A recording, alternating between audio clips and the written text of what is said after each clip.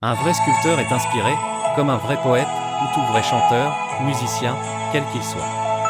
Le vieil homme a dû avoir l'inspiration de ce à quoi ressemblait vraiment Jésus-Christ lors de la crucifixion.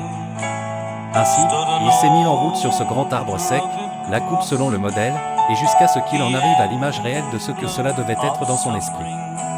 Et puis, quand il a tout rendu si parfait, chaque recoin décalé, chaque endroit frotté, et les yeux parfaits, chaque cheveu et chaque barbe, tout comme c'était, il s'est arrêté et a regardé cela. Je pense à de nombreuses années de travail acharné et à la façon dont il a dû garder cette même vision tout le temps, dans son esprit, de ce qu'il allait faire.